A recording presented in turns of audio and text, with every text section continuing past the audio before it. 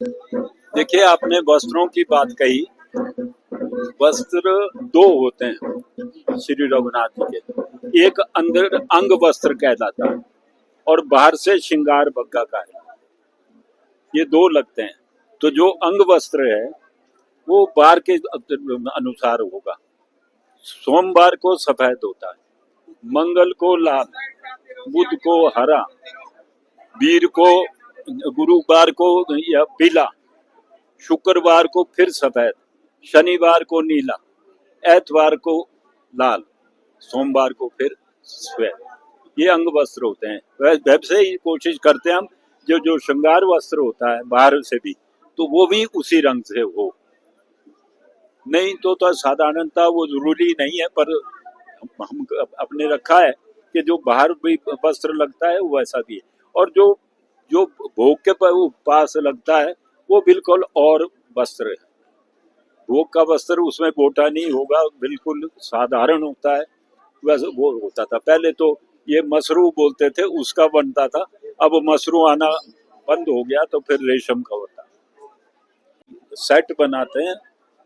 जो सीता जी को अंग वस्त्र नहीं लगता, लक्ष्मण जी को एक ही, अपने हनुमान जी को एक ही लगता है।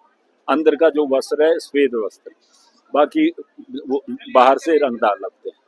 और भगवान को जो है वो बाहर से लगता है। देखिए, अगर कोई कहीं का राजा आ जाए तो उसको रघुनाथ का जो वस्त्र उतरा हुआ है वो लगता है बग्गा। और जो हमारे परिवार में भी बग्गा बच्चों को नहीं लगेगा, उनको सबको नरसिंह भगवान का फरगल लगता है। वो पोशाक नरसिंह भगवान जी की है। रघुनाथ जी का उतरा हुआ गद्दी का जो मालिक है उसको दिया जाता है। वीआईपी में नरसिंह वाला, सबको उनको नरसिंह वाला मिलेगा। अगर हमें पूर्व सूचना मिले तो कोई भी मंत्री आए, कोई भी ओहदेदार आए, तो उसको ये जो इनका नरसिंह भगवान का फरगल होता है वो मिलता है। अगर रियासत के राजा हैं तो बग्गा मिलता है रघुनाथ का ही, जब पूर्व सूचना हो, क्योंकि बग्गे यहाँ कम होते हैं, बाहर तो होते हैं। नरसिंह के तो हम ज्यादा ले आते हैं, तो कभी कभी फिर असमंजस में बात हो जाती है कि अब क्या दें। ये व्यवस्था तो आपको जबानी रखते हैं, ये जनरेशन से जनरेशन को जाते हैं। ये जो पुजारी लोग हैं ये भी कोई केवल ब्राह्मण हो नहीं चलता।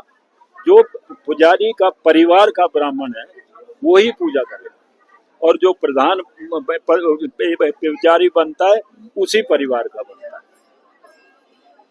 भी एक बार आपसे कहा था कि जो अयोध्या की जो है पद्धति वो केवल हमारे पास है, और इसको जब से लेकर रघुनाथ जी आए हैं, इतनी वर्षों से लेकर ना, ये जो जब रघुनाथ जी आए थे, राजा जगत सिंह जी लाए थे अपने मोक्ष के लिए, जो उनको कुष्ठ रोग हुआ था उससे मोक्ष के लिए इलाज के लिए बताया था पंडितों ने, जो लाए थे। तो पूजा पद्धति भी जो शालिग्राम जी भूंतर के पंडित रहे, और भाई तो नहीं है, उन्होंने 102 और 3 साल के तक वो जीवित रहे। उनके पूर्वज दामोदर ने जो लिख कर लाई थी वही पद्धति चलती है। नहाने का भी शौच का भी मंत्र है, मिट्टी लगाने का भी मंत्र है, सारे मंत्र है। फिर दांतुन लगाने का मंत्र है, ये सब लिखे हुए। शयन का मंत्र है, जागने का मंत्र है। तो ये सारी चीजें हमारे पास है। और अभी जब मैं अयोध्या गया था तो फिर अयोध्या में भी उन्होंने बात की कि आपने ऐसा कहा है कि आपके पास पद्धति है। मैं कहा बिल्कुल है, और हम चाहते हैं कि उस पद्धति को आप भी देखें। अब हमारी पुस्तकें हैं बनी हुई, हाँ पहले तो हाथ लिखी हुई थी, क्या करना है क्या नहीं करना, तो उसी पद्धति से काम होता है। और एक चीज का ये यहाँ की है, वैष्णव धर्म।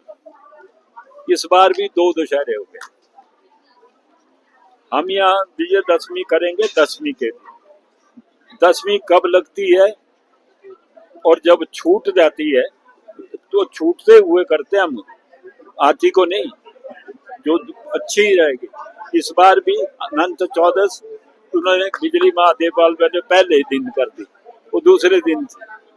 तो यहाँ पूछते हैं हमारे, पहले ये भी परंपरा थी कि कुल्लू में जितने वैष्णव मंदिर है वो हमारे जो पद्धति है तो नहीं, लेकिन जो यहाँ के उत्सव किस दिन है, विजयदशमी किस दिन है, जिस दिन यहाँ होगी उसी दिन मणिकर्ण भी होती।